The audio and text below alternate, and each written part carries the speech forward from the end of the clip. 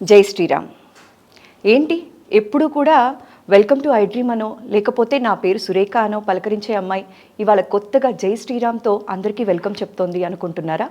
జై శ్రీరామ్ అని వందనం చేస్తే అటువైపు ఉన్న వ్యక్తి ఎవరైనా సరే ప్రతివందనం చేయలేదు అని చెప్పి ఒక ఉద్యమానికి దిగారు ఒక వనిత. నిలువెత్తు బంగారం అని చెప్పచ్చు. మన ఆధ్యాత్మిక విలువల్ని, మన సంస్కృతిని, మన భారతీయ సనాతన ధర్మాన్ని చాటి చెప్తూ ఎన్నో ఉద్యమాలు చేశారు ఆవిడ. రూపాయి కాసంత బొట్టు, చక్కటి చీర కట్టుతో ఎప్పుడూ కూడా అందరికీ ఎలా బ్రతకాలి మన సనాతన ధర్మాలు విలువల గురించి చెప్తూ ఉంటారు. ఆధ్యాత్మిక మేళవింపుతో ఆవిడ చిరునవ్వుతో అందరినీ పలకరిస్తూ ఉంటారు. భారతీయం ఇంటి పేరుగా మార్చుకున్న మన భారతీయం సత్యవాణి గారితో ఇవాళ మనం మాట్లాడబోతున్నాం. జై శ్రీరామ్ అమ్మ. జై శ్రీరామ్ అమ్మ. జై శ్రీరామ్ అనే పదానికి ప్రతివందన చేయలేదు అని చెప్పి అవతల ఒక గవర్నర్ ఉన్నప్పటికీ కూడా వారి మీద ఉద్యమానికి దిగి నవయుగ ద్రౌపదిగా మారి నేను అయోధ్యలో శిలాన్యాసం చేసే వరకు ముడి వెయ్యను అని చెప్పి శపథం చేశారు కదమ్మా. అవునమ్మా. కలియుగంలో కూడా శపథాలు చేస్తారా అని చెప్పి మీలాంటి వాళ్ళని చూసాకే నాకు తెలిసింది. నాకు తెలిసి కలియుగంలో శపథం చేసిన ఒకే ఒక నారీమణి మీరే అయి ఉంటారమ్మా. అంటేమ్మా, ఏ శపథమైనా ఒక ఆవేదన నుంచి, ఒక ఆవేశం నుంచి పుట్టుకొస్తుంది. అంటే ఆవేదన వెనుక కొంత అర్థం కూడా, పరమార్థం కూడా ఉంటేనే కదా వచ్చేది. అవునా కదా? అందుకని ఆ సిచ్యువేషన్లో కలిగినటువంటి సన్నివేశాన్ని బట్టి నాకు కలిగినటువంటి ఆవేదనతో కూడిన ఆవేశం నా చేత పని చేయించింది. అమ్మ, ఆవేదనతో కూడిన ఆవేశం అని అంటున్నారు, కానీ చాలామంది సనాతన ధర్మం పైన ప్రేమానురాగాలు ఉన్నప్పటికీ కూడా ఎక్కడో వెనకడుగు వేస్తూ ఉంటారమ్మ. ఎందుకు అంటే ఝాన్సీ రాణి లక్ష్మీబాయి ఎదురింట్లోనో పక్కింట్లోనో ఉంటే చాలా బాగుంటుంది, మన ఇంట్లో ఉండకూడదు. ఎందుకు, నీకు అవసరమా ఉద్యమాలు ఇవన్నీ అంటూ ఉంటారు. అయితే మీరు, నాకు తెలిసి మీ అనుభవం అంత లేదమ్మా, మా వయసు ఎన్నో సంవత్సరాల నుంచి మీరు ఇలాంటి సేవలు ఉద్యమాలు ఎన్నో చేస్తూ ఉన్నారు కదా. అయితే మీ ఇంట్లో ఎవరు కూడా మిమ్మల్ని ఆపలేదమ్మా? ప్రోత్సహించారా? అందరూ కూడా ఆపలేదమ్మా, అది పూర్తిగా ప్రోత్సహించారు. బహుశా ప్రోత్సహించటం వెనుక ఒక గొప్ప అనుగ్రహం ఉంది. ఆ అనుగ్రహమే నడిచే దైవం పరమాచార్య గురువు శ్రీ శ్రీ శ్రీ చంద్రశేఖరేంద్ర సరస్వతి మహాస్వామి వారి యొక్క అనుగ్రహం ఆశీస్సులు. అమ్మ, గురు బ్రహ్మ గురు విష్ణు గురు సాక్షాత్ పరబ్రహ్మ అంటారు. మీకు గురువుగారు అంటే ఎంత అభిమానం అంటే ప్రతి ఇంటర్వ్యూలో వారి పేరు తలవకుండా మీరు అసలు మాట్లాడిన రోజే లేదు. ఎంత బాగా గమనించావు తల్లి. అంతే కదమ్మా, మాటకి ముందు ఆయన్ని తలవకుండా ఉండరమ్మా. అసలు ఆయన్ని తలుచుకోగానే మీ కళ్ళంబట నీళ్ళు ఏంటమ్మా? ఆయన లేకపోతే నేను లేను కాబట్టి. మా పెదవి మాత్రమే నాది, పదవి నా గురువుది. ఏ మాట నేను మాట్లాడేది నాది కాదు, వారే పలికిస్తున్నారు. ఇది వాస్తవం అమ్మ. అయితే ఇప్పుడు అంత గొప్ప గురువుల్ని ఆరాధిస్తున్నాం కదా, కొంతమంది పుట్టగొడుగుల్లాగా పుడుతున్న గురువు పేరు చెప్పుకొని మిస్లీడ్ చేస్తున్నారు కదమ్మా. అవునమ్మా. వారి వల్ల అసలైన గురువులకి కూడా చెడ్డ పేరు వచ్చే అవకాశాలు చాలా ఉన్నాయి, వచ్చేసాయి కూడా. దీని మీద మీ అభిప్రాయం ఏమి? భలే ప్రశ్న వేశావు సురేఖ. దానివలననే సనాతన ధర్మానికి చాలా అవమానం జరుగుతోంది. అనేక మంది అన్యమతస్థులు వేళాకోళం చేయడానికి కూడా మనమే అవకాశం ఇస్తున్నాం. ఎందుకనంటే మన వేద వాంగ్మయం ఏదైతే చెప్పిందో ఆ వాంగ్మయాన్ని సరిగ్గా అవగాహన చేసుకోకపోవడం వల్ల, అర్థం చేసుకోకపోవడం వల్ల, ఎవరికి వారికి తోచినట్టుగా నిర్వచనాలు చెప్పుతూ ఉండడం వల్ల ఈ ప్రమాదాలు జరుగుతున్నాయి.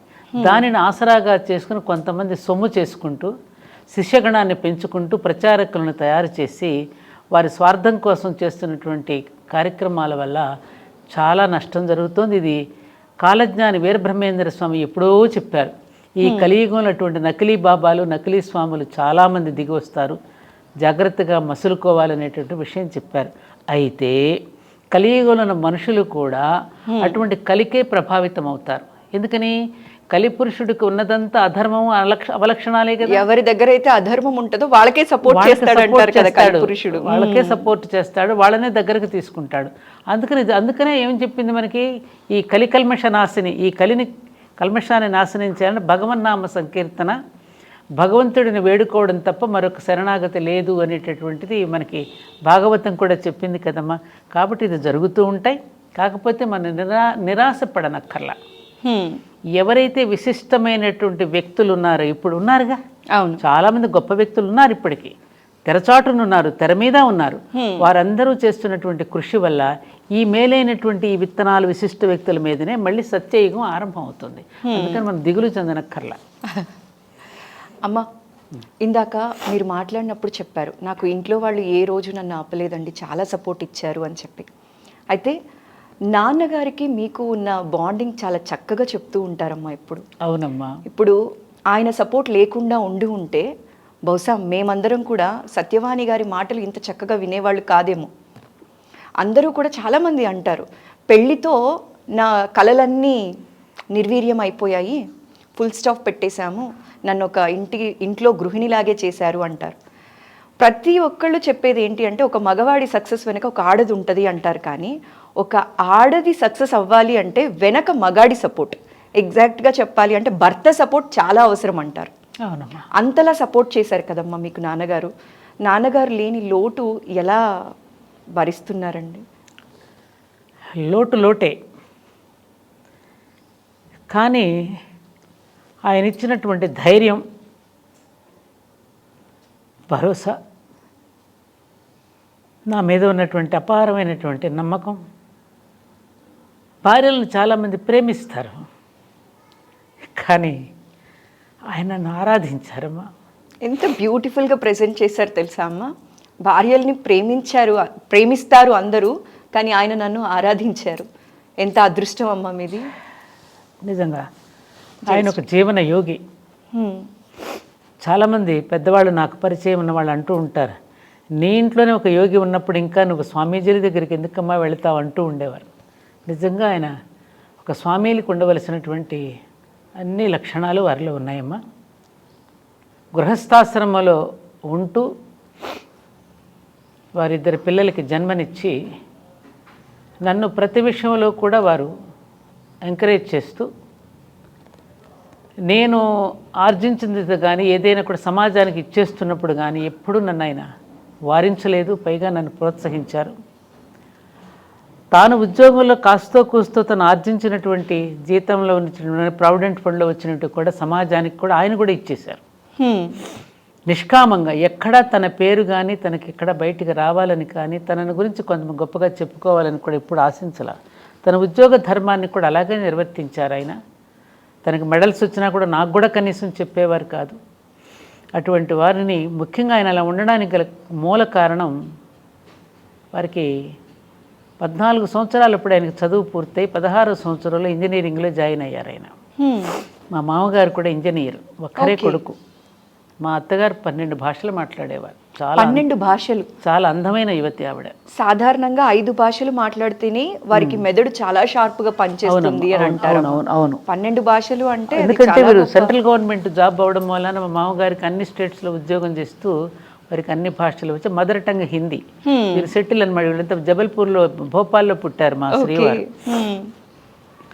అలా వాళ్ళు ఉండడంతో సడన్గా మా మామగారు చనిపోవడంతో మా అత్తగారు చిన్నప్పటి నుండే ఆయన ఇంట్లో ఉన్నప్పుడు ప్రతి నెల పౌర్ణమి నాడు ఆయన చేత సత్యనారాయణ స్వామి వ్రతం చేయించేవారట, ఒక్కడనే కూర్చోబెట్టి. ఓకే. ఆ చిన్నప్పుడు సత్యనారాయణ స్వామి వ్రతం చేయటం వల్ల సత్యాన్ని వ్రతంగా ఎలా ఆచరించాలి, సత్యమే నారాయణ స్వరూపం అనేది తెలుసుకున్నటువంటి వారే ఏనాడు ఆయన అబద్ధం అనేది ఆడేవారు కాదమ్మా. నేను వారి జీవితంలో జరిగిన కొన్ని సంఘటనలు చూసి నేనే ఆశ్చర్యపోయిన సంఘటనలు ఎన్నో ఉన్నాయి. ఇలా కూడా ఈ కలియుగంలో ఒక మనిషి ఉండగలడు దేనికి ప్రభావితం కాకుండా అనేది చాలా సంఘటనలు ఉన్నాయి. మీరు చెప్తుంటే నాకే చాలా వండర్ లాగా కనిపిస్తోందమ్మా. వ్రతం అంటే కూర్చున్నావా, మాకేదన్నా కోరిక ఉందా, ఇది తీరిపోవాలి స్వామి అని కోరుకుంటారే తప్ప అందులోని ఆంతర్యాన్ని పట్టుకోవడం అనేది చాలా తక్కువ మంది చేస్తారు. ఒకసారి ఎందుకు, నా పెళ్ళైన కొత్తలో మేము విశాఖపట్నం ట్రాన్స్ఫర్ అయ్యాం. ఎవరిది మా ఇంట్లో ఒక కార్బన్ పెన్సిల్ వచ్చి పడింది. ఇంట్లో ఎవరు తెచ్చి పడేశారో పిల్లలు ఆడుకుంటూ తెచ్చారు. ఓకే. ఇదేంటి కార్బన్ పెన్సిల్, ఇది గవర్నమెంట్ పెన్సిల్స్ ఏవి మంది ఇంట్లో ఎందుకున్నాయి, తను తెచ్చారని అనుకుంటారేమని కంగారు పడిపోయి ఆ పెన్సిల్ని బాయిలర్లో వేయించారు నా చేత. అంటే అంత నిబద్ధత అనమాట, అంత నిబద్ధత కలిగినటువంటి వాడు. ఇప్పటికీ ఎంఈఎస్ ఆఫీస్కి వెళ్తే అక్కడ ఉన్న వాళ్ళందరూ అమ్మో సార్ అమ్మ నిలువెత్తు ధర్మం అమ్మ ఆయనని చెప్తూ ఉంటారు. అట్లాంటి గొప్ప ఒక జీవన యోగి అమ్మ చంద్రశేఖరరావు గారు. వారికి ధర్మపత్నిగా నేను ఉండడం అనేది అది ఏ పూర్వజన్మ సుకృతమో. మీరు నాన్నగారికి దొరకడం ఆయన అదృష్టం, ఆయన మీకు దొరకడం మీ అదృష్టం. ఆది దంపతులమ్మ మీరిద్దరూ కూడా. ఒకసారి ఒక వ్రత ఆలయంలో పూజ జరుగుతుంటే సత్యవాణి దంపతులు అని పిలిచారు పంతులు గారు. జనరల్గా వారి పేరు ముందు చెప్పాలి కదా, వారికి తెలియదు. వారు ఎక్కడ వెనక కూర్చుని ఉన్నారు. అప్పుడు వెంటనే మా పాప చిన్నమ్మాయి, అదేమిటి నాన్న మీకు కోపం రాలేదా, ముందు మీ పేరు చెప్పకుండా అమ్మని పిలుస్తూ ఉంటా. అదేమిటమ్మా తప్పేముంది దానిలో, వాళ్ళకి నేను తెలియదు కదా, అమ్మ తెలుసు, అమ్మ చేస్తుంది కాబట్టి అమ్మని పిలుచుంటారు. అంటే మేల్ ఈగో అనేది జనరల్గా సాధారణంగా వాళ్ళకి అహం ఉంటుంది. అవును కదా, అలాంటిది కూడా ఎక్కడ ఎప్పుడు ఎన్నడూ ప్రదర్శించలేదు ఆయన. పుణ్యం కొద్ది పురుషుడు అంటారమ్మా. అందుకే మీరు ఎంతో పుణ్యం చేశారు కాబట్టి అలాంటి గుర్తు చేస్తే నాకు నిజంగానే చాలా దుఃఖం కాదు, అటువంటి గొప్ప మహానుభావుడికి భార్యనైనందుకు. ఆయన భౌతికంగా మీతో పాటు లేకపోయినా ఆయన ఆశీస్సులు ఎప్పుడూ మీతోటే ఉంటాయి. అందుకే నుదుటను నేను ధరించేది ఆ విభూతి ఆయనకి ప్రతీక, కుంకుమ అమ్మవారికి ప్రతీకగా రెండూ ధరిస్తున్నాను. అందుకే అమ్మ ఆయన అక్కడే ఉన్నారమ్మా. ఇప్పుడు మీరు అన్నారు కదమ్మా, ఇది కూడా చాలా సెన్సిటివ్ క్వశ్చన్. నేను అడగాలి అని ఉన్నా కూడా సెన్సిటివ్ క్వశ్చన్స్ నేను మామూలుగా అడగచ్చు. అయితే ఇప్పుడు ఏంటి అంటే అమ్మ, ఇప్పుడు మీరు అన్నారు నాన్నగారు లేకపోయినా మీరు చక్కగా కుంకుమ ధరించారు. కానీ చాలామందికి తెలియని విషయం ఏంటి అంటే కుంకుమ పెట్టుకోరు, పెట్టుకుంటే అదేదో పాపం చేసినట్టు చూస్తారు. దీని మీద మీరు చాలాసార్లు మాట్లాడారు కూడా. చాలా మీలాంటి వాళ్ళు ఇలా చేయడం వల్ల అట్లీస్ట్ నెక్స్ట్ వాళ్ళు కరెక్ట్గా ఉంటారు. అది ఆదర్శంగా తీసుకోవాలి. మంచి ప్రశ్న వేసావు నువ్వు అనుకోకుండా. దీనికోసమే నాన్నగారు ఇదైపోయినటువంటి 2-3 నెలల సమయంలోనే కంచి నుంచి నాకు 2 పండితులు మిడ్నైట్ అమ్మ 11 గంటలకు వచ్చారు. ఓకే. వచ్చి నాకు కుంకుమ విభూతి ఇచ్చి శంకరాచార్య పంపించారు, ఇది మిమ్మల్ని ధరించమని తమిళ్లో చెప్పారు. ఈ కుంకుమ మీరు శివగామి, మీరు కుంకుమ ధరించడం వల్ల మిగతా స్త్రీలందరూ కూడా ధైర్యంగా పెట్టుకుంటారు అని మీకు పంపించారు స్వామి అని చెప్పి నా దగ్గర ఆ వీడియోస్ మీకు పంపిస్తా, వీలైతే మీరు చూడండి. ఖచ్చితంగా. అది ఎందుకనంటే అమ్మా, ఇది ఎక్కడా కూడా లేనటువంటిది. శాస్త్రంలో ఎక్కడా కూడా మంగళసూత్రం మెట్టెలు తీసేయమన్నారే కానీ కుంకుమ ఇవి వాడకూడదని చెప్పలేదు. ఒకటమ్మా, ఇంకోటి అది కూడా అడుగుతున్నా నేను ఒక క్వశ్చన్. మంగళసూత్రం విషయం కూడా, మంగళసూత్రం కట్టేటప్పుడు వరుడు ఏమని అంటున్నాడు, నువ్వు 100 ఏళ్ళు జీవించు అంటున్నాడు. నీవు 100 ఏళ్ళు జీవించమని వేసేటటువంటి మంగళసూత్రాన్ని అది కూడా అసలు ఎందుకు తీసేయాలి నేను అడుగుతున్నా. Just question. అర్థం ఏమిటి ఇక్కడ కదమ్మా? నా జీవితానికి అర్థము పరమార్థము నువ్వు లేకపోతే నేను లేను. అమ్మవారు లేకపోతే పరమశివుడు కూడా లేడు కదా. శివశక్తి యుక్తో శక్తి ప్రభావిత అనేది ఉంది కదా మనకి. ఆ శక్తి లేకపోతే అయ్యవారు కూడా లేరనేది. అలాంటి 100 ఏళ్ళు నువ్వు జీవించమని తను ఆశీర్వదిస్తూ మెడలో మాంగళ్యం కడుతున్నప్పుడు ఈ కర్మేంద్రియాలన్నీ బాడీలో ఉన్నాయి, జ్ఞానేంద్రియాలన్నీ తలకాయలో ఉన్నాయి. ఈ తలకి మొండానికి మధ్యలోనే మెడకాయ ఉంది. ఈ మెడకాయలు అది ధరించడం వల్ల ఏమవుతుంది, గుర్తు చేస్తుంది తన ధర్మాన్ని. అవునా? అవునమ్మా. ఇప్పుడు మీరందరూ ఒక ఐడెంటిటీ కార్డు పెట్టుకుంటారు కదా మెడలో, అలాగే ఒకటి పెట్టుకున్నాం కదా, దానివలన అది కూడా అసలు తీసేయాల్సిన అవసరం ఏముంది? ఆయన ఎక్కడికి వెళ్ళాడు? ఇది ఎవరినైనా నాకు ఆన్సర్ చెప్పమనండి. ఎక్కడైనా ఉందా? నాకు ఏ శాస్త్రంలోనే ఉందా? శాస్త్రం చెప్పిందట, ఇది మాత్రమే తెలుసు, ఏ శాస్త్రమో తెలియదు. వేదాలలో ఋషులు ఎక్కడ చెప్పలేదుగా. ఋషులు చెప్పింది మనకి ప్రమాణమా, మనుషులు చెప్పింది మనకి ప్రమాణమా? ఓకే. కానీ ఇలాంటివి విన్నప్పుడు చాలా సంతోషం అనిపిస్తుందమ్మా. ఎందుకంటే ఆధ్యాత్మికతలో బాగా రాణించిన వాళ్ళు కావచ్చు, గురువులు కావచ్చు, ఇలాంటి వాళ్ళు ఇదే శాస్త్రం ఇదే పాటించాలి అని అంటారే కానీ మనసుకి నచ్చింది చెయ్యండి అని చెప్పి మీరు చెప్తూ ఉంటారు చూసారా. ఇది చాలా కాన్ఫిడెన్స్ క్రియేట్ చేస్తుందమ్మా. అందరూ ఆధ్యాత్మికతకి దగ్గర అవుతారు. ఇప్పుడు 10 మంది కూర్చున్నప్పుడు కొంతమంది బొట్టు పెట్టినట్టు ఇట్లా గబుక్కుని వెనక్కి నాకు ఎంత బాధ అనిపిస్తుందో. 10 మంది మీద అమ్మాయిని అవమానం చేసినట్టేగా. ఆమె ఎందుకు అలా కనపడాలి అసలు? లేనట్టుగా ఎందుకు కనపడాలి అంటే ఇతరులు ఇంకొక రకంగా చులకనగా చూసి వాళ్ళు ఇంకో అవకాశం తీసుకోవడం కోసమా? మగ దిక్కు లేరు అనుకున్నప్పుడు వాళ్ళ మీద దాడి చేయడం కోసమా ఇదన్నీ ఎందుకు పెట్టారు? ఇది కరెక్ట్ కాదు కదా. గంగా భగీరథి సమానురాలని చెప్పి ఆవిడని సంబోధించారు కదా. గంగ అంతటి పవిత్రురాలని చెప్పారు కదా. అవును. పసుపు ఎంత పవిత్రమో అది అంతే పవిత్రం కూడా పసుపు అక్కర్లేదు ఆవిడకి. ఇప్పుడు మెట్టెలు ఎందుకు పెడుతున్నారు? సంతాన ఉత్పత్తికి కావలసినటువంటి ఒక సిస్టమ్, నర్వస్ సిస్టమ్ అక్కడ ఉంది కాబట్టి, దాని వెనక ఒక సైన్స్ ఉంది కాబట్టి ఇంక అక్కర్లేదుగా. ఇక గర్భసంచితో సంబంధం లేదు కాబట్టి తీసేశారు. అలాగే గాజులు కూడా ఎందుకు వేసుకుంటున్నారు? ఈజీ డెలివరీ కోసం అని చెప్పి మన పెద్దవాళ్ళు ఆ నరాలని ఆ విధంగా ఒత్తిడి తరుగుతూ ఉన్నప్పుడల్లా గర్భసంచి చక్కగా విచ్చుకుని బేబీ ఈజీగా సులభంగా ప్రసవం అవ్వడానికి కావలసిన సైన్స్ను పెట్టారు. ఇంకా అది లేనప్పుడు అక్కడ ఎందుకు తీసేసింది అని తనకు తానుగా తీసిందాన్ని ఎవరో బలవంతంగా తీయడం ఎందుకు? ఉంచుకోవాలంటే ఉంచుకుంటుంది, తీసేయాలంటే తీసేసుకుంటుంది. అది ఇష్టం వాళ్ళది. ఇష్టం వాళ్ళది. వయసును బట్టి.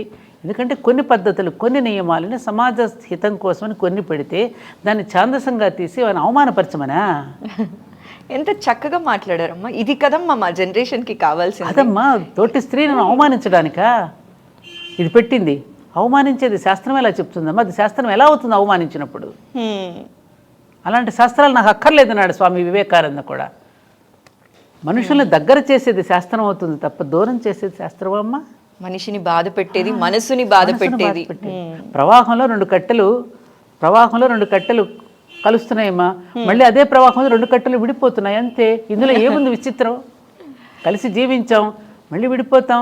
పైగా ఎందుకు విడిపోతాం? ఇక్కడ ఒక్క విషయం తెలియాలి మనకి.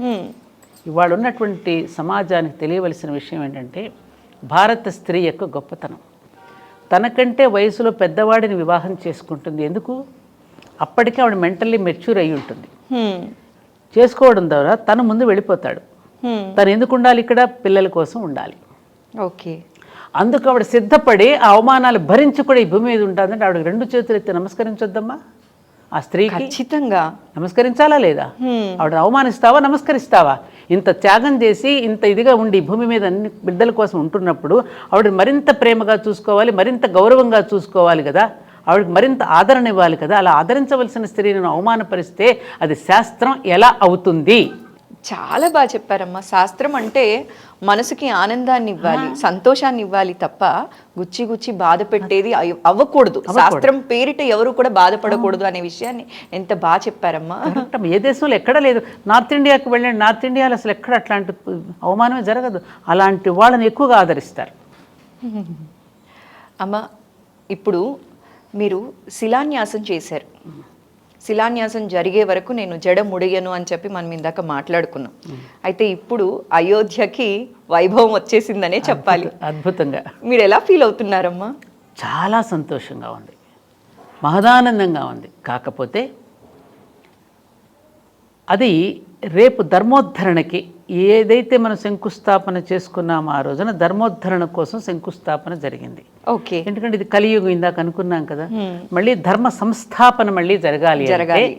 రేపు జనవరి 22వ తేదీన బాలరాముడిని ఎప్పుడైతే మనం అక్కడ ప్రతిష్టాపన చేసుకున్నామో ఆ రోజు నుంచి పాలకులు పాలితులు కూడా ధర్మం వైపుకు అడుగు వేసేటటువంటి రోజుగా మనం భావించాలి.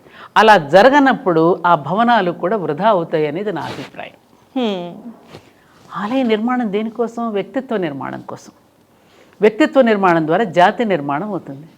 జాతి నిర్మాణమే కదమ్మా కావాలి. ప్రపంచం శాంతిని కానీ దేన్నైనా సుఖాన్ని కానీ పొందగలిగేది. కాబట్టి అటువంటి దిశగా మనం వెళ్ళగలగాలి అనేటటువంటిది నా యొక్క వరకు. తప్పకుండా అదే జరుగుతుందని మనం ఆశిద్దాం. అదే జరగాలి కూడా. రాముల వారి కృప ఆయన అనుకుంటే జరగంది ఏముంది? ఇప్పుడు ద్రౌపదిని అవమానపరిచినందుకే కదా ఆమె కురులు ముడవనని ఎందుకు శపథం చేసింది? మళ్ళీ ధర్మ సంస్థాపన కోసం స్త్రీని ఎక్కడైతే అవమానపరుస్తారో అలా అవమానపరచకూడదనే కదా సీతమ్మని అవమానపరిచినప్పుడు యుద్ధం జరిగింది, ఒక స్త్రీ ద్రౌపదిని అవమానపరిచినప్పుడు యుద్ధమే జరిగింది. ఇప్పుడు కూడా అంతే, మన భారతదేశంలో కూడా ఎంతమంది స్త్రీలు అవమానపడుతున్నారు. ఆనాడు ఒక్క ద్రౌపది ఉంటే ఇవాళ వాడవాడలా ద్రౌపదులు ఉన్నారు, వాడవాడలా సీతమ్మ తల్లులు ఉన్నారు దేశంలో. మరి అటువంటి పసిపిల్లల మీద కూడా అత్యాచారాలు జరుగుతున్నాయి. మళ్ళీ ధర్మ సంస్థాపన అక్కడ జరగకపోతే ఆలయాన్ని మరి ఏం చేస్తారు, వేళాకోళం చేయబడదు, హేళన చేయబడదు. అసలు ఎట్లమ్మా ఈ కలియుగంలో మనం చూసినట్లయితే మీరు అన్నట్లు చిన్నపిల్లల మీద అత్యాచారాలు ఇలాంటివన్నీ చూసినప్పుడు విన్నప్పుడు ఎలా అనిపిస్తుందమ్మా? వీటిని ఏం చేస్తే తగ్గించగలం అంటారు? బోల్డ్ అని చట్టాలు వచ్చాయి, పోలీస్ వాళ్ళు ఇవ్వాల్సిన సెక్యూరిటీ ఇస్తున్నారు, అవేర్నెస్ ఉంది, కంటికి రెప్పలా కాపాడుకుంటున్నారు పిల్లల్ని కావచ్చు అమ్మాయిల్ని కావచ్చు. అయినా కూడా ఇవేవో రోజు రోజుకి అత్యాచారాలు అనేవి పెరుగుతూనే ఉన్నాయి. సో ఎట్లా తగ్గుతుంది? దీనికి కారణం ఒకటే సురేఖ, మనకు ఆర్ష వాంగ్మయం ఏదైతే ఉన్నదో, మన ఋషులు ఏదైతే దర్శించి మనకు అందించారో ఏదైతే అందించి ఒక జీవన విధానాన్ని మనకి ప్రవేశపెట్టి ఒక ఏర్పాటు చేసి ఒక మార్గాన్ని వేసి వెళ్ళారో ఆ మార్గం నుంచి మనం దారి తప్పేశాం, దారి తప్పిపోయాం. దేశం అంటే ఏమిటి? దేవుడు. ప్రజలంటే ఎవరు? దేవతలు. దేవతలే దారి తప్పేశారు. దేవతలే దారి తప్పేస్తే ఏమవుతుంది? సృష్టికే ప్రమాదం కదా, ప్రపంచానికే ప్రమాదం కదా. అలా ఆ వాంగ్మయం ఏదైతే మనకు అందించారో దానిని మనం పక్కకు నెట్టేశాం, పక్కకు పెట్టేశాం. పాఠ్యాంశాలలో లేదు, తల్లిదండ్రులు పిల్లలకు బోధించేటువంటి పద్ధతి లేదు, ఇంగ్లీషు చదువుల కోసం పరుగులు పెడుతున్నాం, డాలర్లు సంపాదించడానికే మానవ జన్మ అన్నట్టుగా మనం ప్రవర్తిస్తున్నాం, కుటుంబ భాష పిల్లలకు నేర్పట్లేదు, రూపాయి విలువని గురించే చెప్తున్నాం. దాని వలన ఇవన్నీ కూడా వస్తున్నాయి. కాబట్టి మళ్ళీ ఆర్ష వాంగ్మయాన్ని మళ్ళీ మనందరం బూజు దులిపి అవన్నీ కూడా చదివి దాని పరమార్థాన్ని నేటి తరానికి చెప్పగలిగి వెళ్తే మళ్ళీ దారిన పడుతుంది. ఇప్పుడు చూడండి, నిన్న నేను చూశాను ఒక సీరియల్లో, రాధాకృష్ణ సీరియల్లో, శ్రీకృష్ణుడు కొడుకు సాంబ, వాడి తల్లి జాంబవతి తండ్రికి చెప్పకుండా చాటుమాటుగా అన్ని ఇస్తూ ఉంటుంది, అన్ని శక్తులు వాడికి ప్రసాదిస్తూ ఉంటుంది. వాడి చివరికి ఏంటి, గారాభంగా పెరిగి తల్లి దగ్గర ఎలా అయితే ధృతరాష్ట్రుడు కనుక దుర్యోధనుడికి ఎట్లయితే ఇచ్చాడో అలా నేర్పి చివరికి శ్రీకృష్ణుడిని చంపడానికి తయారవుతాడు, దుర్మార్గుడిగా రూపొందుతాడు. మరి ఇది వాళ్ళ నేటి పిల్లలకి చెప్పాలిగా, రేపు తల్లులు తెలుసుకోవాలిగా. ఎక్కడ తెలుసుకుంటున్నారు? ఈ కథలు ఎక్కడ వినపడుతున్నాయి మనకి? అక్కడక్కడ పాపం చాలామంది ప్రవచకులు చెప్తున్నారు, చాలా ప్రయత్నాలు అయితే జరుగుతున్నాయి, మనకంటే విదేశాల్లో ఎక్కువ ప్రయత్నాలు జరుగుతున్నాయి. మన విలువ మనకి తెలియడం, అక్కడ వాళ్ళు మన సంపదని బాగానే వాడుకుంటున్నారు. ఇప్పుడు సీతమ్మ అంటుంది ఆ చాకలివాడు, అయ్యో నా వల్ల నేనమ్మా ఇదంతా జరిగింది, నన్ను క్షమించమంటే, భద్రా నీ తప్పు కాదయ్యా, ఈ సమాజంలో నువ్వు కూడా ఒక భాగమే, ఈ స్త్రీని ఎలా గౌరవించాలో ఈ సమాజం నీకు నేర్పలేదు కాబట్టి తప్పు చేశావు అనింది. మరి స్త్రీని గౌరవించటం ఎలాగో మన పిల్లలకు మనం నేర్పామా, నేర్పుతున్నామా? నేర్పే బాధ్యత పేరెంట్స్ తీసుకోవాలండి. ఆ పద్యాలు మనకు నేర్పి అన్యకాంత లడ్డం పైన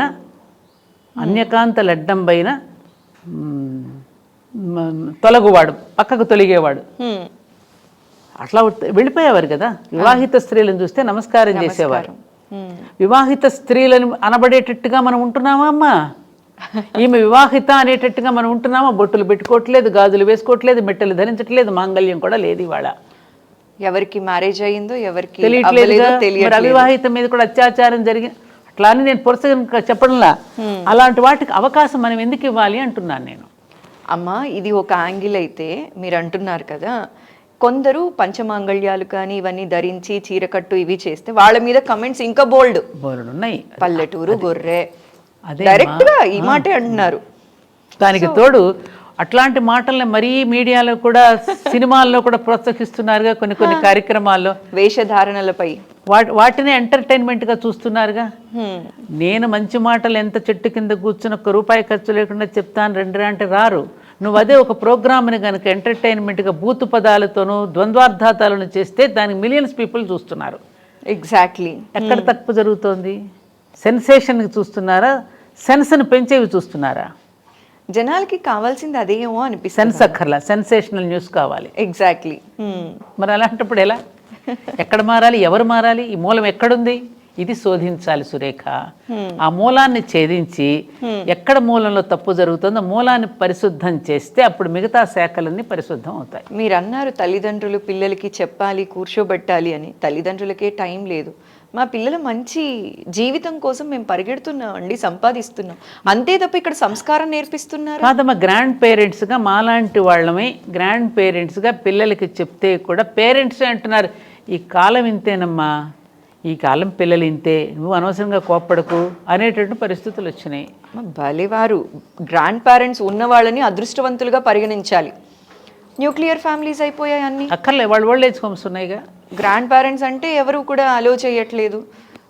అసలు ఏం మాట్లాడాలో మనకి తెలీదు. ఈ టాపిక్స్ మాట్లాడితే ఎటో వెళ్ళిపోతాం ఇక. అమ్మా, మీరు గోహత్య మహాపాపం అన్న విషయం మనందరికీ తెలిసిందే. అయితే భారతదేశంలో గోహత్యలు పెరుగుతున్న సమయంలో రోజుకి కొన్ని వందల్లో జరిగాయి. ఆ టైంలో మీరు ఒక ఉద్యమం చేసి జైలుకు కూడా వెళ్ళారు కదమ్మా. అవునమ్మా. ఇది చాలా తక్కువ మాట్లాడలేదు, మీరు ఎక్కడా కూడా మాట్లాడలేదు. అవునమ్మా. అసలు అంటే ఉద్యమాలు, ఆడవాళ్ళు ఉద్యమాల వరకు చేయడమే ఒక లెవెల్, బయట రావటం, మాట్లాడడం. ఉద్యమం చెయ్యాలంటే మీరేం ఆలోచించరమ్మా, ఇలా వెళ్ళిపోతారా? నాకున్నది సురేఖ, అది బలహీనతో తెలియదు, బలమో తెలియదు. చిన్నప్పటి నుండి కూడా ఎక్కడైనా ఒక అక్రమ అన్యాయం చిన్నప్పుడు కూడా ఏదైనా ఊళ్ళో కూడా ఏదైనా జరుగుతుంది గబుక్కు నేను పరిగెత్తేదాన్ని. ఓకే, అదేమిటో మరి భగవంతుడు నాకు ఆ ప్రవృత్తి పెట్టాడు. దానివల్ల చాలా ఇబ్బందులు కూడా ఉంటాయి, చాలా ఇబ్బందులు ఎదుర్కోవాల్సి వస్తుంది. అలా తొందరగా ప్రతిస్పందించేస్తాను దేనికైనా. ఇప్పుడు ఆవిడ నమస్కారం చేయలేదని నేను ప్రతిస్పందించడం ఎందుకు? 2500 గోవులు రోజు మిడిల్ ఈస్ట్ కంట్రీస్ పంపించేస్తున్నాడు అంటారే. గోమాత అంటే మనందరికీ ప్రాణం కదా. అటువంటి గోవుల్ని పైగా అప్పటికప్పుడు చంపడం కాదమ్మా, వాటిని వేలాడేసి వాడి మీద వేడి వేడి వేడి వేడి నీళ్లు పోసి కోసి అక్కడ హలాల్ మీట్ అంటే ఇష్టపడతారని దాన్ని మాంసం కింద చేసి మిడిల్ ఈస్ట్ కంట్రీస్కి పంపిస్తూ ఉంటే రుద్రారంలో ఆ మెకనైజ్డ్ స్లాటర్ హౌస్, దాని మీద నేను 3 నెలలు నిరాహారంగా ఓన్లీ ద్రవం మాత్రమే తీసుకుని మొత్తం అన్ని గ్రామాలు తిరిగి పర్యటించి ప్రజలలో కొంత అవేర్నెస్ తీసుకురావడం. అక్కడ 700 మంది పోలీసులు ఉండగా నేను వెళ్ళి అక్కడ ధ్వజం పెట్టాను. 700 మంది పోలీసులు పహారా పెట్టారు అప్పుడు నేను బస్సులో వెళుతూ కనుక అక్కడికి వెళ్ళినందుకు నన్ను అరెస్ట్ చేసి అప్పుడు 4-5 డేస్ ఉన్నట్టున్నాను, గుర్తులేదు ఎన్ని రోజులు. అమ్మ, మానసికంగా అది చాలా పెద్ద క్షోభ కదమ్మా. నేను మంచి చేస్తే నాకెందుకు ఇలాంటివన్నీ? ఇప్పుడు చాలా మంది సబ్జెక్ట్ మాట్లాడగలిగే శక్తి ఉంటుంది, సనాతనం పైన వాళ్ళకి చాలా పట్టు ఉంటుంది. కానీ ఎందుకు మాట్లాడదాంలే, మనం ఒకటి మాట్లాడితే 10 అంటారు. గరికపాటి గారి లాంటి వారి పైన, చాగంటి గారి పైన ఇలాంటి వాళ్ళనే వదలలేదమ్మా. చూడమ్మా, వాళ్ళు లిటరలీ ప్రెస్ మీట్ పెట్టి కళ్ళంబట నీళ్లు పెట్టుకుని సారీ చెప్పారు. అవునమ్మా.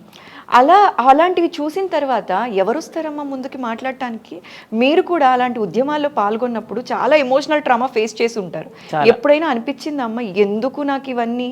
ఒక్కసారి మాత్రం నేను చాలా బాధపడ్డాను. ఎప్పుడంటే అది మీకు గుర్తు చేస్తున్నాను. అయోధ్య రామ జన్మభూమి విషయము, అల్ కబీర్ మెకనైజ్ స్లాట్ మీద ఉద్యమం చేసినప్పుడు నేనేమి జైల్లో కూడా నేను చేస్తే జైలర్స్ అందరూ లోపల వచ్చి కూర్చుని నా చేత సత్సంగం చేసుకునేవారు.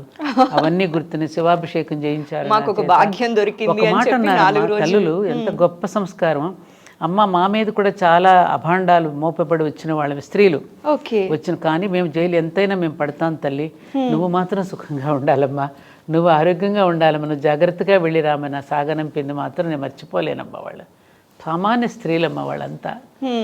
వాళ్ళ మీద ఇట్లాగే అభియోగాలు మోపబడి వచ్చిన వాళ్ళే పాపం. నిజంగా నేరం చేసిన వాళ్ళు తక్కువ, నేరం చేయని వాళ్ళు కూడా ఉన్నారు. వాళ్ళందరూ కూర్చుని కాసేపు అలా భజన చేయటం అవన్నీ చేశాను నేను అక్కడ. అవన్నీ చూస్తే కూడా చాలా ఇది అనిపించింది. అక్కడెక్కడ నేను అసలు బాధపడలేదు, కానీ ఒక్క ఇన్సిడెంట్లో మాత్రం నా మనసు చాలా చాలా బాధపడింది.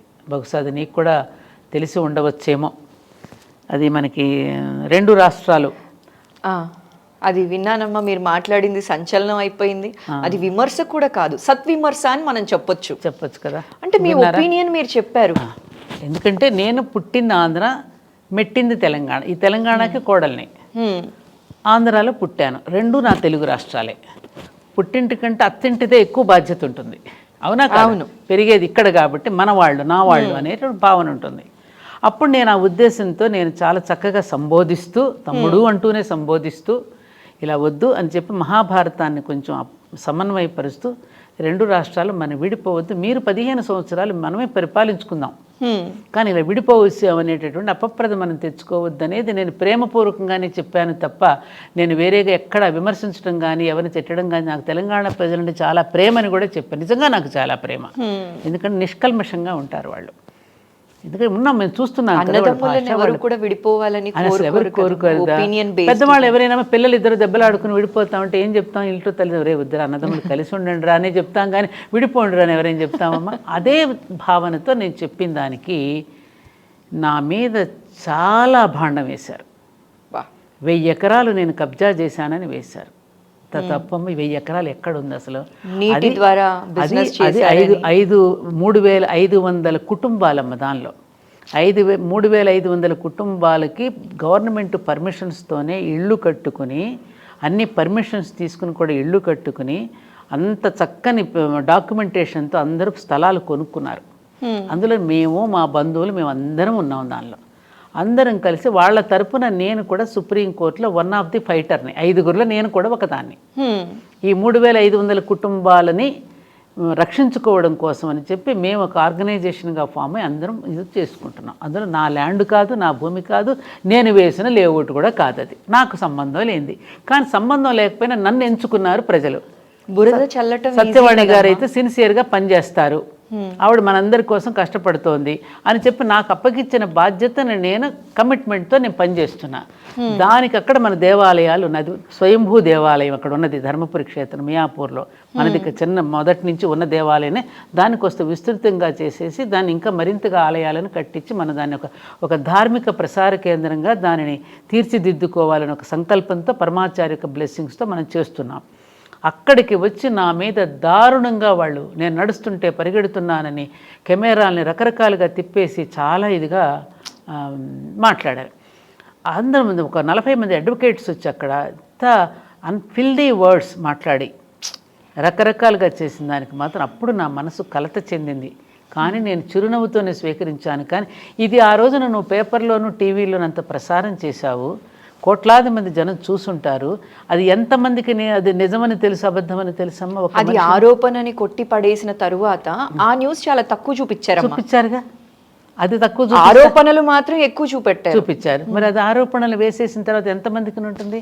కొంతమంది పాప నాది మీలాంటి వాళ్ళు ఏదైనా ఇంటర్వ్యూస్ చేస్తే పెడుతుంటారు కదా, దాంట్లో కొంతమంది కామెంట్స్ పెడతారు కదా. ఎవరో ఒకడేదో డర్టీ కామెంట్ పెట్టినప్పుడు మనసు ఎంత బాధ అనిపిస్తుంది. వాడికి ఏం తెలుసు అని పెట్టాడు కామెంట్, వాడికి ఏం తెలుసు పాపం, నిజమే అనుకుంటాడుగా. ఈ వాస్తవాలు ఎంతమందికి తెలుస్తాయి? కాయిన్కి రెండో వైపు అని మీరు ఎప్పుడు అంటూ నా ఇంటికి వచ్చి చూడండి సురేఖ, మీరు తెరిచిన ఇల్లు ఏమీ ఉండవు నా ఇంట్లో, కాస్ట్లీ ఫర్నిచర్ ఉండదు, కాస్ట్లీ కారులు ఉండవు నా ఇంట్లో. చాలా తెరిచిన ఇంటికి తాళాలు కూడా వేసుకోను నేను. అలాంటి లైఫ్ నాది. ఇలా వస్తే అలా ఇచ్చేయడమే తెలుసు నాకు.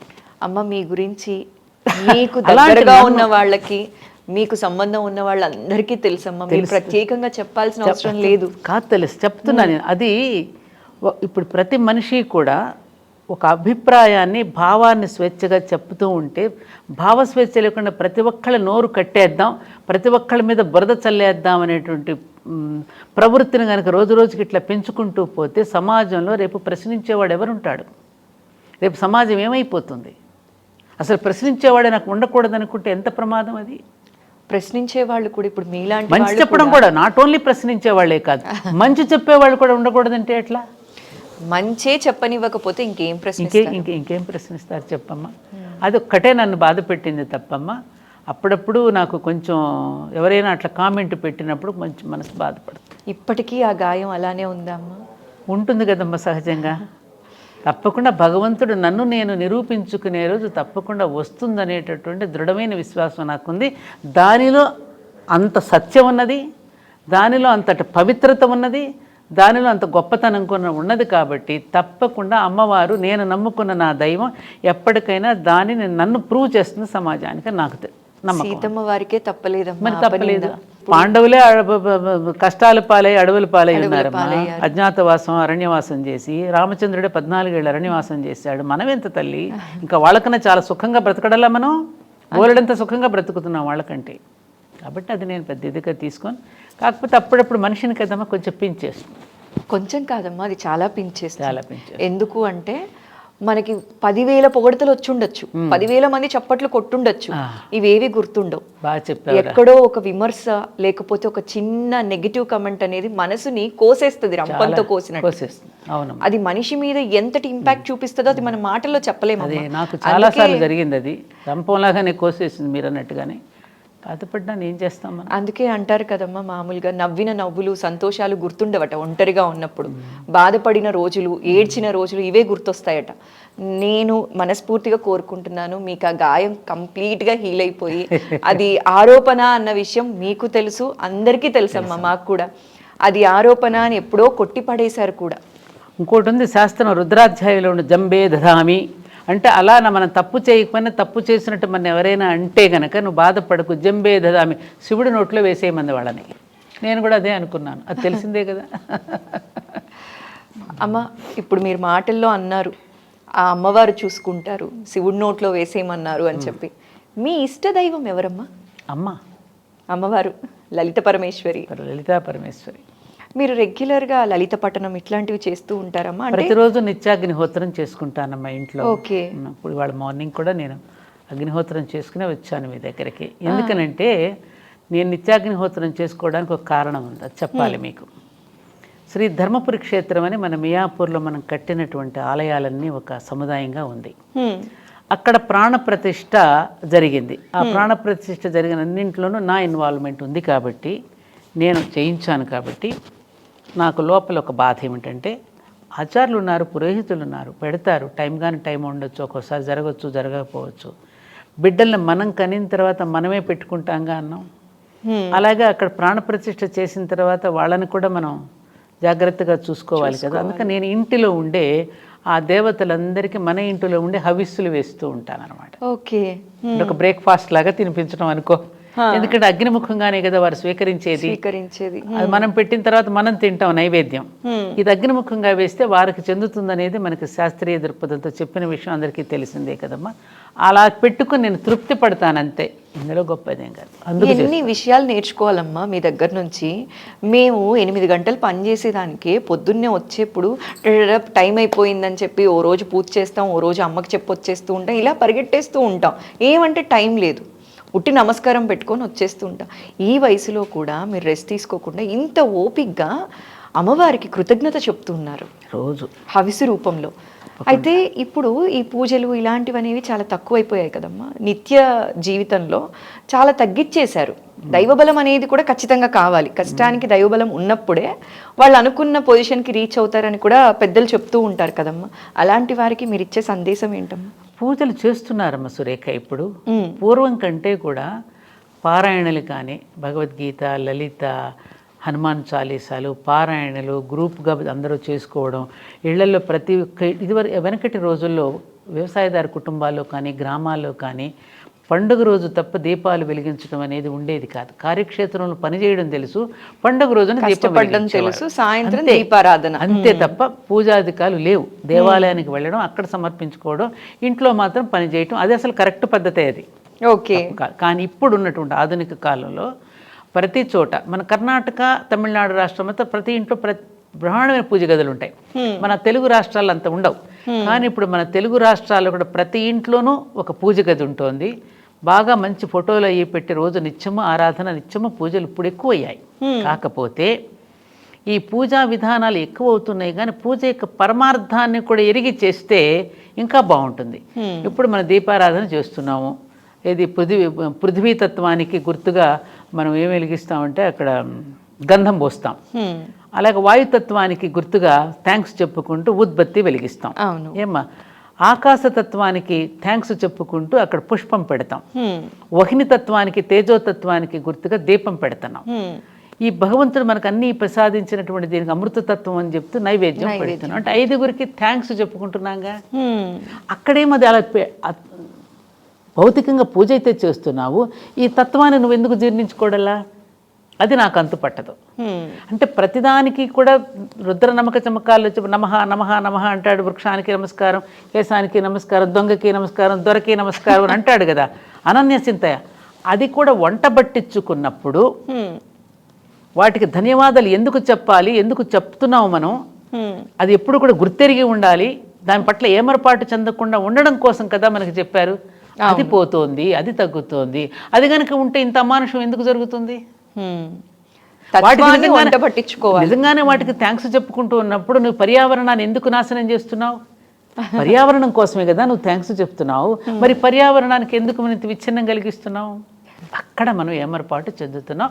ఆ వైపుగా కనుక మనం ఆలోచించగలిగితే అప్పుడు భగవంతుడు మన పూజను స్వీకరిస్తాడు అనేది మనకి శాస్త్రం చెప్పింది. అది సత్యం కూడా. ఎంత చక్కగా చెప్పారమ్మా. అయితే ఇందాకే నేను మిమ్మల్ని ఒక క్వశ్చన్ అడగాలనుకున్నానమ్మా. అప్పుడు మీరు ఎమోషనల్గా ఉండటం వల్ల నేను మళ్ళీ ఆ టాపిక్ తీయలేదు.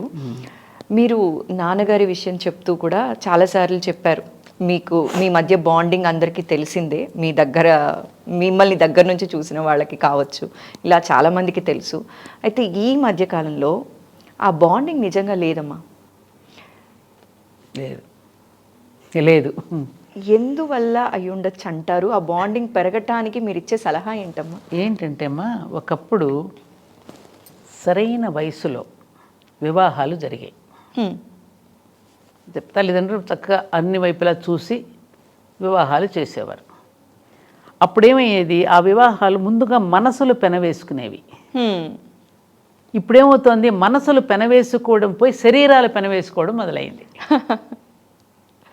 అందుకే అంటారు, పాశ్చాత్యులకి వివాహం అంటే 2 జీవితాల కలయిక కాదు, 2 శరీరాల కలయిక. భారతీయులకి 2 జీవితాల కలయిక. Marriage is not for recreation, it is for creation అన్నారే. ఈ దాంపత్య యజ్ఞం అనేటువంటి సృష్టి నిలవడానికి భగవంతుడి చేత ఏర్పాటు చేయబడింది అనే సత్యం ఇప్పుడు పిల్లలకి ఎవరు చెప్తున్నారు? ఎంతవరకు నీకు ఫోటోషూట్స్, అసలు పెళ్ళిళ్ళకి వెళుతుంటే ఎవరినైనా నిండు మనసుతో ఆశీర్వచించే పరిస్థితులు కనపడుతున్నాయా తల్లి? చుట్టూ ఆ గొడుగులు పెట్టుకునే కెమెరాలు ఉంటాయి. ఎక్కడి నుంచో మనం విసిరేయాల్సి వస్తుంది అక్షతలు. అబ్బా ఎప్పుడు పిలుస్తారా అని గుంపుగా వెళ్ళిపోయి మనం చేస్తున్నాం తప్ప అటు వివాహం చేస్తున్న తల్లిదండ్రులు చెప్పడం లేదు, బిడ్డలకి తెలియదు పాపం వివాహం అంటే ఏమిటో. ఆ ఫోటోషూట్స్కి, ఈ భోజనాలకి, ఈ హడావుడికి, ఈ ఈవెంట్ మేనేజర్స్కి ఇస్తున్నటువంటి ప్రాధాన్యత రేపు జీవితంలో దాంపత్య జీవితాన్ని అనుభవించవలసినటువంటి వాళ్ళకి, 75 సంవత్సరాల జీవితాన్ని పంచుకోవలసినటువంటి వాళ్ళకి మనం ఏం చెప్తున్నాం? మాకు అలా చెప్పి పంపించారు మా తరం వాళ్ళకి. చెప్పింది మీరు తీసుకున్నాం కూడా. ఇప్పుడు నిజంగా అందరికీ ఉన్నాయి ఇవి. ఈవెన్ ఎవ్వరు కూడా ఇందులో కూడా తక్కువేం కాదు. అందరికీ పెళ్ళి అయిన కొత్తలో ప్రతి ఇంట్లోనూ ఒక అమ్మాయి ఒక చోట నుంచి మరొక ఇంటికి వెళ్ళినప్పుడు ఆ వాతావరణానికి అలవాటు పడడానికి అందరికీ సమయం పడుతుంది. అప్పుడు మా అమ్మ వాళ్ళు ఏం చెప్పేవారు, ఈ మొక్కని ఇక్కడి నుంచి మరొక చోటకి మార్చినప్పుడు ఆ వాతావరణానికి అలవాటు పడి ఆ మొక్క మళ్ళీ చిగురించడానికి సమయం పడుతుందమ్మా. అలాగే మేమందరం కూడా అనుభవించాము, మీరు కూడా అనుభవించండి, తర్వాత మీరే చూస్తారు, ఓర్చుకుంటే ఓరుగల్ల పట్టణం లభిస్తుందమ్మా అని చెప్పేవారమ్మ వాళ్ళు. ఇప్పుడు నా బిడ్డ కష్టపడ్డం ఎందుకు, వచ్చేయమ్మా. అదే జరుగుతోందిగా ఇప్పుడు. అందులో ఇద్దరు ఉన్నారు, షేర్ చేసుకోవడానికి 10 మంది పిల్లలు లేరు ఇవాళ, ఒకరినొకరు ఆదుకోవడానికి చెప్పడానికి. అది ఇంకా అయిపోయింది. అందులో బాగా అనుకోకుండా అనవసరపు డబ్బు ఒకటి వచ్చేస్తుంది, అందరికి ఈజీ మనీ వచ్చేసింది, జీతాలు పెద్ద పెద్దగా ఉంటున్నాయి, అందుకని నాకుండగా నేను సంపాదించుకుంటాను ఇంకా నాకేంటి అనేటటువంటి ఇది వచ్చింది. ఈగోస్. ఇది తెలియకపోవటం వల్ల జీవితపు విలువ. సీతాదేవికి పెళ్ళి నిశ్చయం అయిపోయి జడేస్తుంటుంది సునయన. జడేస్తుంటే అప్పటి వరకు ఇట్లాగే జుట్టు ఆడుకుంటూ పాడుకుంటూ చిన్న కన్నెపిల్లగా ఉంది కదా జుట్టు మామూలుగా వేసుకుని, అమ్మ ఎప్పుడు వేయలేదు వాళ్ళు ఎందుకు ఇట్లా జడేస్తున్నావు అని అంటుంది. ఎంత బాగా చెప్పించారంటే దానిలో, చూడమ్మా నువ్వు ఇక్కడ నుంచి మరొక ఇంటికి వెళ్తున్నావు కదా, అక్కడ అనేక రకాలుగా ఉంటారు వ్యక్తులు, వాళ్ళందరినీ ఇక్కడ ఒక్కొక్క పాయనే నేను ఎట్లా అయితే నేను శృతి కలుపుతూ నేను అల్లుతున్నానో అలా కుటుంబంలోని ప్రతి వ్యక్తితో వాళ్ళు అల్లుకుపోవడానికి గుర్తుగా నీకు జడ వేస్తున్నానమ్మా అని చెప్తుంది. ఓ ఎంత చక్కగా చెప్పారు అసలు. ప్రతి వెంట్రుకని కూడా మనం దువ్వేటప్పుడు పిల్లలకి అంతే కదా, అన్నింటినీ కలిపి ఒక ముడేస్తాం కదా, అట్లాగే కుటుంబం అంతటినీ కలిపి ఒక చోట ముడి వేయడం కోసం జడ వేసుకున్నప్పుడల్లా ఆ మాట గుర్తొస్తుంది. అలా అలా ఎవరు చెప్తున్నారు ఇప్పుడు? ఎవరు చెప్తే ఎవరు స్వీకరిస్తున్నారు గనక. అంటే ఆ నకారాత్మకమైనటువంటి భావాలు ఎక్కువగా పెరిగిపోతున్నాయి, సకారాత్మక భావాలు తగ్గిపోతున్నాయి. నెగటివ్లో దృష్టిలోనే చూస్తున్నారు, ఇటు పాజిటివ్ దృక్పథంలో చూడటల్లా. అమ్మ కోప్పడుతుందమ్మా, అత్తగారు చెప్తారు, అమ్మ చెప్పినప్పుడు నువ్వు పాజిటివ్గా తీసుకుంటున్నప్పుడు అదే అత్తమ్మ భర్తను నీకు పేగుని పంచి ఇచ్చింది నీకోసం అని చెప్పి ఒక మంచి విషయాన్ని చెప్తే ఆ కుటుంబాన్ని తరతరాలకి కూడా సాంప్రదాయం నిలబెట్టడానికి ఆ ఇంటి పద్ధతుల కోసం అని చెప్పి చెప్తాం మనం ఎవరమైనా. అవును. దాన్ని ఏం చేస్తున్నారు వీళ్ళు నెగటివ్గా తీసుకుంటారు. ఇప్పుడు అత్తగారులు అలా లేరుగా, ఎడ్యుకేటెడ్ అయ్యారుగా ఇప్పుడు. ఆ రోజుల్లో అత్తగారులు అంటే నిజంగానే బాధలు పెట్టారు, బాధలు పడ్డాం, అందరికీ ఉన్నాయి అవి. అది తీసుకునేటటువంటి దీంట్లో వస్తుంది అనమాట. పెళ్ళి అంటేనే చీకట్లో బాణమమ్మ, కాకపోతే చిన్న చిన్న వాటికి కూడా విడిపోకుండా దాని కలిసి మెలిసి ఉంటే బాగుంటది అని చెప్పి మీ ద్వారా చెప్పాలి అనుకున్నానమ్మా, చెప్పించాలి అనుకున్నాను. అమ్మ ఇంకొక చిన్న పర్సనల్ క్వశ్చన్ అమ్మ, మళ్ళీ తప్పలేదు తల్లి, అడుగమ్మా. అమ్మ, నాన్నగారి గురించి మనం మాట్లాడాం. నాన్నగారికి మీకు మధ్యనున్న బాండింగ్, మీకు పిల్లలకి మధ్యనున్న బాండింగ్ ఎలా ఉండేదమ్మా? మీరేమో ఉద్యమాలని అటు ఇటు ఎప్పుడు బిజీగానే ఉండేవాళ్ళు ఎక్కువ. సో ఎలా బ్యాలెన్స్ చేశారమ్మా? పిల్లల్ని ఎలా చూసుకునేవాళ్ళు? మీ ప్రొఫెషనల్ లైఫ్ని ఎలా మేనేజ్ చేసేవాళ్ళు? ఇక్కడ ఒకటి వచ్చిందమ్మా, పిల్లలు మిమ్మల్ని బాగా మిస్ అయ్యారా? చాలా మిస్ అయ్యారు. అప్పుడు మీకేం అనిపించలేదమ్మా? అంటే ఫస్ట్ ఇప్పుడు బాధపడుతున్నా. ఇప్పుడు బాధపడుతున్నారు. ఇవాళ నాకు మిగిలి ఉన్న బాధ అదొక్కటే. ఎందుకనంటే నాకు ఎప్పుడు కూడా జగమంత కుటుంబం నాది అనుకునే భావన నాది. నాది కొంచెం ప్రేమతత్వం, అందరినీ ప్రేమించే హృదయం నాది. ఎవరిని త్వరగా నేను తిరస్కరించను. నన్ను అవమానపరిచిన వాళ్ళని కూడా ప్రేమిస్తూనే ఉంటా. నాకున్నటువంటి స్వభావం, ప్రవృత్తి. మా అమ్మ కూడా చిన్నప్పుడు అనేది ఇలాగే. అయితే ఈ విషయంలో ఏమిటంటే 2 బాటిల్స్ 1 కార్క్ ఉంటే ఏమవుతుంది? 2 సీసాలకి ఒకటే మూత. ఒకదానికి పెట్టాల్సి వస్తుంది, ఒకదానికి పెట్టకపోతే అందులో ఏగలబడతాయి. ఇందులో పెట్టకపోతే ఇందులో ఏగలబడితే, అందులో పెడితే ఇందులో ఏగలబడతాయిగా. ఈ రెండింటిని బ్యాలెన్స్ చేసుకోవటం అనేది కొంచెం కష్టతరమైన విషయమే. అందులో నాకు ఈ పాజిటివ్ థింకింగ్ ఇదంతా ఎక్కువగా ఉండడం వల్ల మా పిల్లలు చాలా నష్టపోయారని నేను గట్టిగా ఒప్పుకు తీరవలసిందే. నష్టపోయారు. ఎందుకంటే వాళ్ళకి మంచి తెలివితేటలు ఉన్నాయి, సామర్థ్యం ఉంది, మంచితనం ఉంది, నాలెడ్జ్ ఉంది. వాళ్ళకున్నటువంటి రంగంలో వాళ్ళని ఇంకా మళ్ళీ తీసుకుని వెళ్ళి నేను ఇంకా రాణించేటట్టు కనుక చేయగలిగితే వాళ్ళ సొసైటీలో నా పిల్లలిద్దరూ కూడా మంచి టాప్ దీంట్లోనే ఉండేవారు. అది నేను చేయలేకపోయాను. అది నిజంగా అంటే ఒక రకంగా వాళ్ళ జీవితాలని వాళ్ళు ఎలా చేస్తే వాళ్ళ జీవితాలు ఇంకా బాగా పైకి వెళ్ళగలిగారు అనే విషయంలో నేను నిర్లక్ష్యం చేశానా, శ్రద్ధ పెట్టలేకపోయానా అనేది అప్పుడప్పుడు నన్ను బాధ పెడుతోంది. ఇది ఒక రకంగా నా బిడ్డలు నన్ను క్షమించడానికి తప్పేది. అయ్యో, క్షమించరాని తప్పు అనేది చాలా పెద్ద. వాళ్ళ జీవితాలని ఇది చేసుకునే హక్కు నాకు ఎక్కడదమ్మా? వాళ్ళని కూడా పట్టించుకోవాలి కదా. మహాత్మా గాంధీ పిల్లలు కూడా మహాత్మా గాంధీని తిట్టుకున్న వాళ్ళే. అంటే ఆయనతో పోలుస్తలేదు నేను. ఎందుకంటే ఇట్లాంటి కార్యక్రమాల్లో మనం పడిపోయినప్పుడు కొంత సమయం వాళ్ళకి మనం తక్కువగా ఇవ్వడం జరుగుతుంది. దానివల్ల కొంత వాళ్ళు నాకు చాలా సహకరించారు. నేను జీవితంలో రుణపడి ఉండాను అంటే నా బిడ్డలిద్దరికీ రుణపడి ఉంటాను. దానివల్ల మీకు మీ పిల్లలకి గ్యాప్ ఏమన్నా వచ్చిందంటారా అమ్మ? ఎప్పుడైనా కోపం, ఇప్పటికీ అలా మాట్లాడటం? అప్పుడప్పుడైనా మాటల్లో పాపం నిరుత్సాహం వెళ్ళిపుచ్చుతారుగా. అలా నువ్వు ఆ రోజున అలా చేసుంటే మేము ఇలా అయ్యేది కాదు కదమ్మా అనేది ఉంటుంది కదమ్మా, సహజం కదా వాళ్ళకి. సహజం, నేను ఒప్పుకుంటాను, అది ఐ అగ్రీ. కానీ మీరు అన్నట్టు జగమంత కుటుంబం అని చెప్పి చాలా మందిని ఇన్స్పైర్ చేశారు, చాలా మంచితనాన్ని నేర్పించారు, సనాతన ధర్మాన్ని కాపాడారనే చెప్పాలి. భారతీయం అనేది మాకు నిలువెత్తు బంగారంలా మా ఎదురుగా ఇవాళ కూర్చున్నట్టు కనిపిస్తున్నారు. ఎందుకంటే మనం చెప్పేది ఒకటి చేసేది ఒకటి ఉండకూడదు. మనకు పెద్దలు ఏం చెప్పారు? మనం ఋషుల యొక్క సంతానం అన్నారు. దీనికి వచ్చిన ఎగ్జాంపుల్ చెప్పచ్చా మీకు? ఖచ్చితంగా అమ్మ, చెప్పండి. ఒక రాజుగారి దగ్గరికి ఒక సన్యాసి దర్శించడానికి వెళ్తాడు. వెళుతుంటే ఆ భటులందరూ వచ్చి, రాజుగారు ఇప్పుడు మీకేం సమయం ఇవ్వరు, మీరు వెళ్ళి రావచ్చు అని చెప్పి ఆయనకి అపాయింట్మెంట్ ఇవ్వకుండా పంపిస్తారు. ఓకే. పంపిస్తే అతను వెళుతుంటాడు, ఆయన సోదరుడు వచ్చి వెళ్ళాడని చెప్పండి అని చెప్తాడు ఈ సన్యాసి. ఓకే. ఈ మాట వెళ్ళి రాజుగారికి చెప్తారు, మీ సోదరుడు అండి వచ్చి వెళ్ళాడు అని. రాజుకు కోపం వచ్చి, నాకు సోదరుడా? నాకెవరు లేరే, మా అమ్మకి నేను ఒక్కడనే కదా, నాకు సోదరుడు అని చెప్పింది ఎవరబ్బా, పిలుచుకురండి, అతన్ని నిలదీసి అడుగుతాను అని చెప్పి కోపంగా చెప్పిస్తే వాళ్ళు మళ్ళీ వెనక్కి పిలిచి తీసుకొస్తారు. ఇప్పుడు రాజుగారు, ఏమిటయ్యా నాకు సోదరుడు అని చెప్పావంట, ఏ విధంగా నాకు సోదరుడు అవుతావు అని అడిగారు. అడిగితే అయితే రాజుగారు నేను ఒక 3 ప్రశ్నలు వేస్తాను, చెప్పండి. ఆ ప్రశ్నలు ఏంటమ్మా? మిమ్మల్ని పుట్టించింది ఎవరు రాజుగారు అని అడిగాడు. ఓకే. పరమాత్మ. పరమాత్మ. మరి ఆ పరమాత్మకి నేను పుట్టింది ఎవరికి ఆ పరమాత్మే. మన ఇద్దరిని పరమాత్మే పుట్టించినప్పుడు మరి మీరు నాకు సోదరుడు కాకేమవుతారు రాజుగారు?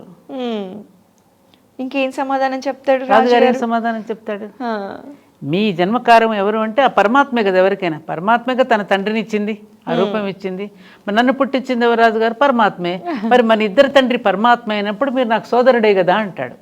ఇది కదా మన వసుధైవ కుటుంబకం అని ఒకవైపు చెప్తూ, జగన్మాత సంతానం అని మనం ఒకవైపుని చెప్తూ, ఆ జగన్మాత సంతానమే మన చుట్టూ ఉన్నారని తెలిసినప్పుడు మరి ఎవరిని ప్రేమించకుండా ఎలా ఉంటాం మనం? పరమాచార్య ఇక్కడ ఒక్క మాట గుర్తు చేయాలి, ప్రతిరోజు నేను గుర్తు చేసుకునే మాట అది. పరమాచార్య గారు. ఆయన అంటారు, భగవత్ సాన్నిధ్యం అందరికీ లభించడం లేదు, అదేదో నా దగ్గర దొరుకుతుందని చెప్పి వాళ్ళ కష్ట సుఖాలు నాతో చెప్పుకుని అమాయకంగా తృప్తి పడుతూ వెళ్తూ ఉంటారు. అయినా వీళ్ళ కోసం కాక, వీళ్ళ కష్టాలు వినడం కాకపోతే నేనెందుకు జీవించి ఉండాలి అన్నారు స్వామీజీ. అలాంటి మహానుభావుల దగ్గర ఇవాళ ఎంతమందికి సాన్నిధ్యం దొరుకుతుంది చెప్పమ్మా? మరి ఎవరికి చెప్పుకుంటారు ఈ కష్ట సుఖాలు? అదిగో మిమ్మల్ని వాళ్ళు దూరం చేస్తున్నారు కాబట్టి మా దగ్గరికి రండి అని ఇంకొకళ్ళు సంకనెత్తుకుంటారు.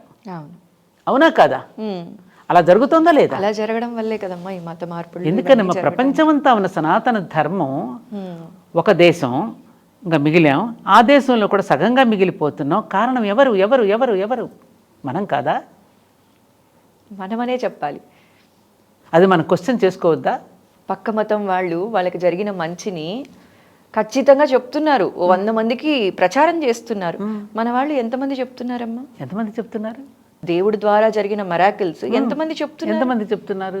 ఆ చెప్పుకోవడం అనేది మన రక్తంలో లేదు, మన గొప్ప మనం చెప్పుకోం. ఆ చెప్పుకోకపోవడం ఇతరులని అవకాశంగా తీసుకుని వాళ్ళు చెప్తున్నారు. నిలుస్తుంది? అది నిలవదు కదా. సత్యం సత్యమే కదా. ఇవాళ కాకపోతే రేపు ఇవాళ ప్రపంచ దేశాలనే భారతదేశం వైపు ఎందుకు చూస్తున్నాయి, ఎందుకు నేర్చుకుంటున్నారు అక్కడ వేదాలు? ఇవాళ ప్రపంచ దేశాల్లో చాలా దేశాలలో అదేదో పరమార్థం గుర్తించే కదా అంతమంది అని గ్రంథాలు రాశారు. పాల్ బ్రంటన్ దగ్గర నుంచి అనేక మంది, మన ఐన్స్టీన్ లాంటి మహానుభావులు ఎందుకు పొగిడారు మన దేశాన్ని? కాబట్టి ఇవన్నీ వస్తాయి, కాలక్రమాలు అన్నీ మారుతాయమ్మా. కాబట్టి నువ్వు అడిగిన దానికి ఆ ఒక్కటి నాకు కొంచెం బాధ ఉంది. ఇక నాకు జీవితంలో లక్ష్యాలు కూడా ఏమీ లేవమ్మా. అనుకున్నది ఆ కార్యక్రమం పూర్తి చేశాను. ధర్మపురి క్షేత్రం పూర్తి రూపం దాల్చింది. హాయిగా చక్కగా అందరూ కాసేపు ప్రశాంతంగా ఆ ధర్మపురి క్షేత్రంలో కూడా నేను కోరుకునేది ఒక్కటే, వచ్చిన ప్రతి ఒక్కరికి కూడా ఎక్కడా లెగండి పొండి అనేవాళ్లే. కానీ అక్కడికి వస్తే అనేక మండపాలలో కూర్చుని ఆ కాసేపు వాళ్ళు సేదతీరి నాకు ఈ కాసేపు మంచి ప్రశాంతత లభించిందని ఆ ప్రశాంతత ఫీల్ అయ్యి వెళ్ళిపోతుంటే మేము ఆనందపడుతూ ఉంటాం అంతే.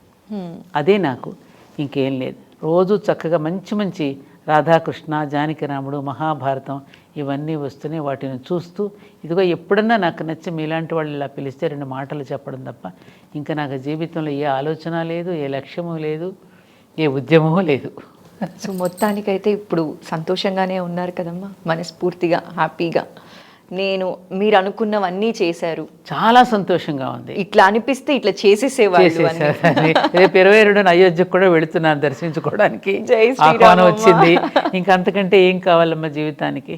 ఇంకేం కావాలి? నాకు అన్నీ ఇచ్చాడు. అదొక్కటే నన్ను అప్పుడప్పుడు బాధ పెట్టేది, ఆ విషయం ఒక్కటి తప్ప ఇంకేం లేదు. ఆ బాధ కూడా అలా వెళ్ళిపోవాలమ్మా. ఏదో అంటారు కదా, కొండలాగా వస్తుంది వెంటుక లాగా వెళ్ళిపోతుంది అంటారు చూసారా, అలా ఆ బాధ కూడా త్వరలో వెళ్ళిపోవాలి. త్వరలో కాదు, ఈ క్షణం నుంచి వెళ్ళిపోవాలని మనస్ఫూర్తిగా కోరుకుంటున్నానమ్మా. మీలాంటి వారు అసలు బాధపడకూడదు. బాధపడనమ్మా, పరమాచార్య చెప్పినయే నాకు ఆదేశం అమ్మా. ఆయన అన్నారు, పాపము అనే రోగానికి దుఃఖము అనేది ఔషధం. ఎంత గొప్ప మాట. ఆ కన్నీటితో ఆ ప్రక్షాళన అయిపోతుంది, అది పాప ప్రక్షాళన జరుగుతుంది. భీష్ముడు కూడా మన అంటున్నాడు మహాభారతంలో, దుఃఖం అనేటువంటి ఆత్మకు గంగా స్నానం వంటిది. దుఃఖం అనేది ఆత్మకు గంగా స్నానం వంటిది. ఎంత ఎంత మంచి గొప్ప మాట. అలాంటప్పుడు ఇంకా దుఃఖం గంగా స్నానం చేస్తే అయిపోయింది, పవిత్రత దొరికింది, దాంతో ఆత్మ ప్రక్షాళన అయిపోయిందిగా గంగా స్నానంతో. అందుకే ఆత్మలింగేశ్వరుని గంగా స్నానం మాత్రమే పెట్టాను మా ధర్మపురి క్షేత్రంలో. ఓన్లీ గంగాజలంతోనే అభిషేకం అక్కడ, అందుకే పెట్టాను అది. అక్కడ కూడా చాలా ప్రశాంతంగా ఉంటుందమ్మా. మీరు ఆ ఎప్పుడైనా గుడికి చూసారా? వెళ్ళినా కూడా చూసానమ్మా. ఎంత ప్రశాంతంగా ఉంటుందో అసలు. అక్కడికి వెళ్ళి ఇంకా అలా కూర్చొని అలా వచ్చేస్తే ఆ, దైవనామ స్మరణలో కాసేపు సాధన చేసుకున్న వాళ్ళం అవుతాం. అంతే తల్లి. అతి అదృష్టం ఉంటే తప్ప అక్కడికి రాలేమేమో అనిపిస్తుంది. అలాంటి దైవ కార్యాలు చేయాలంటే కూడా దేవుడి ఆజ్ఞ లేనిదే చేయలేమమ్మా. ఆయన ఆజ్ఞనమ్మా, గురువు ఆజ్ఞ, అమ్మాయి ఆజ్ఞ, దైవాజ్ఞతో. దైవాజ్ఞ. అమ్మ, మీ విలువైన సమయాన్ని ఈరోజు మా ఐ డ్రీమ్ కోసం వెచ్చించి చాలా చక్కటి ఇన్ఫర్మేషన్ మా ప్రేక్షకులతో పంచుకున్నారమ్మా. జై శ్రీరామ్. మంచి తల్లి, నమస్కారం అమ్మ. జై శ్రీరామ్.